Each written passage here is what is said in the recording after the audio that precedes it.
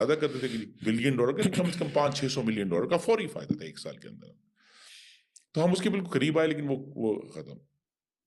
جو وجہ ہے میں یہ کہتا ہوں کہ ہم نے غلطی نہیں کی ان کو کہ جس قسم کا تعصب پھر ہم نے نریندر مودی کی گورنمنٹ میں دیکھا، یعنی پھر جو ان کی وزیر تجارت تھی وہ تو ہاتھ ملانے کے لیے تیار نہیں تھی، وہ ملنے کے لیے تیار نہیں تھی. مطلب ہم کسی انٹرنیشنل کانفرنس میں جانا، بلکہ مجھے یاد ہے ساک کی کانفرنس کے لیے ہم بھوٹان گئے تو وہاں انہوں نے یعنی کہتے نا کہ ایک رسمی ہینڈ شیک وہ بھی تک نہیں کی نمسکار ہمارے ساتھ. دوستو، سواگت آپ سبھی کا ہمارے یوٹیوب چینل ڈیجیٹل ریجیمنٹس میں. جیسا کہ آپ کو پتہ ہے دوستو، ہم آپ کے لیے لے کر آتے ہیں ایک سے ایک لیٹسٹ نیوز. ویسے ہی ایک لیٹسٹ نیوز کے ساتھ دوستو پھر حاضر ہوئے ہم آپ کے سامنے.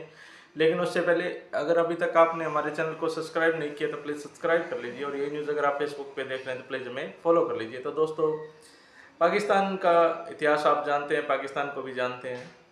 پاکستان نے آج تک بھارت کی چھوی خراب کرنے کے لیے کیا نہیں کیا، بھارت کے ٹریڈز روکنے کے لیے کیا نہیں کیا، بھارت کو آگے بڑھنے سے روکنے کے لیے کیا نہیں کیا.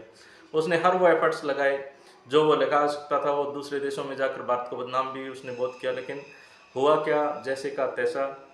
جو وہ سب کچھ پروپیگنڈے بھارت کے خلاف یوز کرنا چاہتا تھا، وہی سب آج الٹا پاکستان کے خلاف اپنے آپ ہو رہا ہے. تبھی بولتے ہیں دوستو، جیسے کو تیسا. آج بھارت اونچائیوں کو چھو رہا ہے تو وہیں پاکستان کے پاس کھانے کے لیے دانے نہیں ہیں، آٹا نہیں ہے. ہر قرضے کی وہ کھا رہا ہے. IMF سے 27 سے 28 پتہ نہیں 30 بار اس نے قرضہ اٹھا لیا ہے. پیسے چکانے کے لیے نہیں ہے، اور ٹریڈ کرنے کے لیے کوئی دیش اس کے ساتھ تیار نہیں ہے. اسی پر یہ نیوز ہے دوستو. نیوز بہت اچھی ہے، آپ انت تک ہمارے ساتھ جڑے رہیے. چلیے وہ کرتے ہیں نیوز کو. ریڈ سی تک ان کی نیوی پہنچی ہوئی ہے اور وہ اپنی سپلائی چین کو محفوظ کرنے کے لیے بہت آگے جا رہے ہیں. سر، آپ کامرس منسٹر ہیں فیڈرل کیبنٹ میں، پرائم منسٹر کے ساتھ اٹھنا بینا، آپ بڑے ٹریول کرتے تھے ان کے ساتھ. ابھی تھوڑے دن پہلے پاکستان کے جو نئے فارن منسٹر ہیں اسحاق ڈار صاحب، انہوں نے ایک اسٹیٹمنٹ دیا، لنڈن میں تھے آئی تھنک، کہ بھارت کے ساتھ جو ٹریڈ کے حوالے سے ہماری پولیٹیکل کلاس جو ہے وہ چاہتی ہے. یہ پاکستان کی حکومت کے اندر کوئی بھی، جس میں آپ بھی تھے اور پیچھے بھی، کبھی یہ محسوس ہوا ہے کہ ہم نے ٹرانزٹ روٹ نہ دے کے انڈیا کو غلطی کی ہے، اور ہمیں سم ہاؤ یہ ایک لیوریج اسٹیبلش کر لینی چاہیے تھی بھارت کے اوپر بھی، سینٹرل ایشین ممالک کے اوپر بھی، افغانستان کے اوپر بھی؟ آج وہ کہہ رہے ہیں کہ جی ہم تو چابہار کو ایکٹیو کرنا چاہتے ہیں، ہم تو international north south transport corridor جو ہے وہ سینٹ پیٹربرگ سے شروع کریں گے، وہاں سے لاتے لاتے ایران سے، اور وہاں سے وہ اپنے ملک لے جائیں گے. کبھی ہم نے محسوس کیا کہ ہم سے غلطی ہوئی ہے جو ہم نے ٹرانزٹ ٹریڈ نہیں ہونے دی، اور ہم یہ سمجھتے رہے کہ بھارت کے چولہے جلیں گے تو شاید ہمیں نقصان ہوگا؟ یہ ہمارے اندر کوئی غلطی ہے یا ہم سمجھتے ہیں کہ ٹھیک کیا ہم نے، بھارت کو نہیں گزرنے دیا اور سب کچھ؟ جی میں اپنا جو پریجوڈس آپ، میرے خیال میں ہم نے ٹھیک کیا، اور ٹھیک اس لیے کیا کہ میں خود اس کا ایک پروٹیگنسٹ تھا کہ 2013 کے آخر میں ایک انیشیٹو ہم نے لیا، اور شہباز شریف صاحب وزیر وزیر اعلیٰ تھے، لیکن وہ وزیر اعظم کے نمائندہ بن کے، نواز شریف کے نمائندہ بن کے، میں بھی نیو دلی گیا.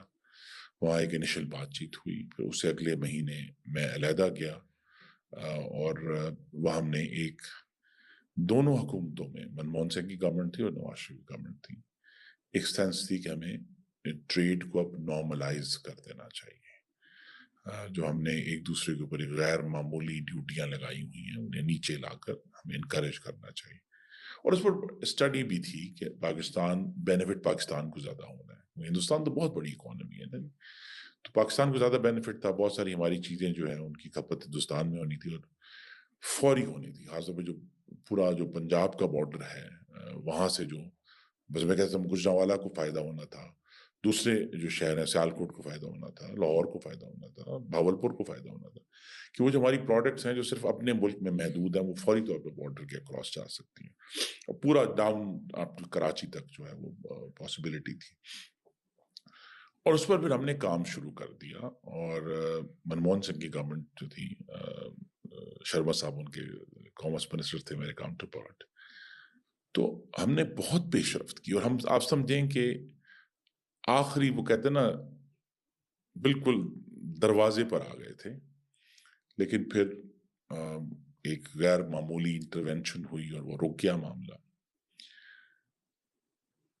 اس وقت ہندوستان نے، وہ واحد ٹائم تھا اس سارے دوران کہ ہم وہاں سے ہمیں گڈ ول نظر آئی کہ انہوں نے مثلا ہمارا جو میجر انٹرسٹ تھا وہ یہ تھا کہ ہمارا جو ٹیکسٹائل میڈ اپس ہیں جن کو آپ کہتے ہیں خواتین کے جو سوٹ ہم سب جو ہیں وہ ہسبینڈ پریشان ہیں کہ کتنے خریدنے ہیں ہماری اہلیہ نے ان کی بہت زیادہ ڈیمانڈ ہے ہندوستان میں. تو یہ سوچ تھی کہ بھئی اس پہ جو ان کی اس وقت ڈیوٹی تھی غالباً 100% یا 150% ڈیوٹی تھی, انہوں نے ایگری کر لیا تھا کہ ہم اس کو پہلے 6 مہینے میں پہلے گھٹائیں گے پھر گھٹائیں گے اور سال ڈیڑھ میں وہ بالکل 5% یا 6% رہ گئی. تو پاکستان کو کوئی یعنی ہم لوگ تو ایسٹیمیٹ زیادہ کرتے تھے کہ $1 بلین کا کم از کم $500-600 ملین کا فوری فائدہ تھا ایک سال کے اندر. تو ہم اس کے بالکل قریب آئے لیکن وہ ختم. جو وجہ ہے میں یہ کہتا ہوں کہ ہم نے غلطی نہیں کی ان کو, کہ جس قسم کا تعصب پھر ہم نے نریندر مودی کی گورنمنٹ میں دیکھا, یعنی پھر جو ان کی وزیر تجارت تھی وہ تو ہاتھ ملانے کے لیے تیار نہیں تھی, وہ ملنے کے لیے تیار نہیں تھی. مثلا ہم کسی انٹرنیشنل کانفرنس میں جانا, بلکہ مجھے یاد ہے ساک کی کانفرنس کے لیے ہم بھوٹان گئے تو وہاں انہوں نے یعنی کہتے نا کہ ایک رسمی ہینڈ شیک وہ بھی تک نہیں کیا ہم سے. تو پھر میں نے بھی یہ فیصلہ کیا کہ اگر یہ ہم سے بات کرنے کے لیے تیار نہیں ہے تو ہمیں کیا ضرورت ہے اس میں کسی بھی طرح کوئی آفر کرنے کی. تو وہ جو 10 سال پہلے, آج اب 10 سال ہو گئے ہیں, آج ہم یہاں بیٹھے ہیں 2024 میں, 10 سال پہلے ایگزیکٹلی 2014 کے شروع میں یہ انیشیٹو ہوا تھا. اس کے بعد سے جو ہندوستان کا ایک بہت ہی میں کہوں گا کہ متعصب اور متشدد رویہ ہے, اس کی وجہ سے میں یہ سمجھتا ہوں کہ وہ جو ہے ہمیں یہ کوئی غیر معمولی یعنی غلطی نہیں تھی کہ ہم نے ان کو راہداری نہیں دی. اور پھر انہوں نے وہ پھر اثر انداز ہوئے. دیکھیں اس کا ایک اور آسپیکٹ بھی ہے. مثلا ہم کوشش کر رہے تھے اس وقت جو PMLN کا بھی ہوا ہے, تو ہمارا پاکستان افغانستان کا ایک ٹرانزٹ ٹریڈ ایگریمنٹ تھا, تو ہم چاہتے تھے کہ اس کو ہم ایکسٹینڈ کریں تاجکستان تک, اور ہمیں افغانستان کی کنسنٹ چاہیے تھی. لیکن اس وقت کی افغان گورنمنٹ جو تھی, حالانکہ نئے آئے تھے اشرف غنی صاحب, انہوں نے اس پہ کہا کہ ہم ویٹو کر دیا. انہوں نے کہا جی جب تک آپ ہندوستان کو اس میں ایڈ نہیں کریں گے ہم آپ کو وہاں سے تاجکستان تک ایکسیس نہیں دیں گے. تو میں نے بلکہ ذات بھی بڑا ایک کی واقعہ ہے کہ میں نے اشرف غنی صاحب سے, صدر صاحب سے پرسنلی لابی کیا. میں نے کہا کہ آپ کم از کم پاکستان افغانستان تاجکستان کا ایگریمنٹ ہونے دیں, اگر کبھی مستقبل میں پاکستان ہندوستان کے تعلقات بہتر ہوتے ہیں تو ہم ایڈ کر لیں گے. ہمیں اصولی طور پر کوئی اعتراض نہیں ہے. ہمارا ایشو صرف یہی ہے کہ ہندوستان جس طرح پاکستان کی مخاصمت کر رہا ہے, مخالفت کر رہا ہے, حملہ آور ہے, وہ پاکستان کو ہر جگہ متون کرتے ہیں, وہ بنگلہ دیش جا کر پاکستان کو گالیاں دیتے ہیں. تو اس ماحول میں تو جو نہیں ہو سکتا یہ کام. لیکن ہم اصولی طور پر ایگری کرتے ہیں کہ اگر کبھی ہندوستان کی عوام نے ایک بہتر یا زیادہ بالغ نظر حکومت جو ہے اس کو منتخب کیا تو ہم اس کو کر لیں گے. لیکن انہوں نے ایگری نہیں کیا, تو لہذا وہ ان کی جو لابنگ ہے ہندوستان کی وہ بھی ہمارے آڑے آتی ہے. لیکن اب ہم نے کیا, اب ہم وہی بات ہے کہ یا تو ہم کہیں غصے میں بیٹھے رہیں, ہم نے اس سے سیکھنا ہے. ہم نے یہ سیکھنا ہے کہ ہمیں, اور یہ بہت بڑا چیلنج ہے اوور آل پاکستانی ڈپلومیسی کے لیے, کہ ہمیں ون ون ڈپلومیسی کیسے کرنی ہے اور زیرو سم ڈپلومیسی سے کیسے باہر آنا ہے.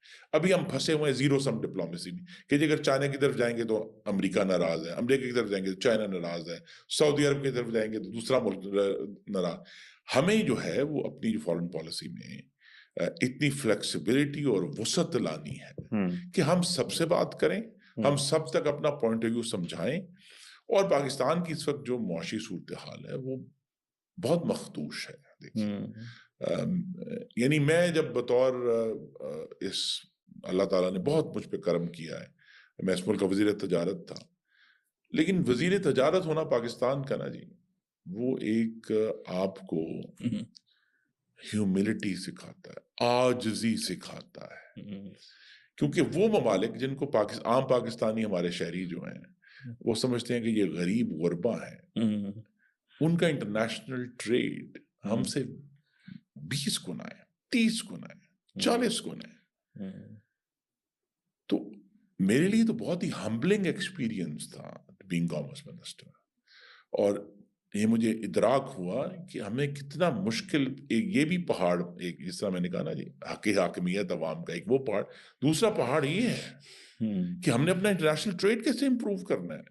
بیکاز جب آپ ڈیٹا دیکھتے ہیں نا جی, और कॉमर्स में तो आप मुस्तकिल डेटे से ही सुबह से शाम तक डेटा पढ़ रहे हैं और डेटे से अपने, तो फिर आपको अंदाजा होता है ये एक मुश्किल, अगर मैं लफ्ज बोलने लगा हूँ, ये पाकिस्तान का जो मुआशी वजन है दुनिया में वो ना होने के बराबर है। हमारा स्ट्रेटेजिक वजन बना रहा है हमारी जियोग्राफिकल पोजीशन की वजह से, जिसकी वजह से फिर आप बल्कि मैं अगर ये एक और आपकी मौजूदगी मुझे जी। इनकरेज कर रही है कि मैं सर, बहुत सर, सारी सर, जो सर। बातें हैं वो कर दूं। कुछ अरसा पहले तक कहा जाता था कि जो तेल पैदा करने में ममालिक है ना, उनके ऊपर एक ऑयल कर्स है, कि उनके पास चूंकि तेल निकल रहा है और उनके पास एक रेडी सोर्स है अपने बजट को फुल करने का, तो लिहाजा वो जो कहते हैं हमाजहती तरक्की, कॉम्प्रिहेंसिव डेवलपमेंट नहीं करते।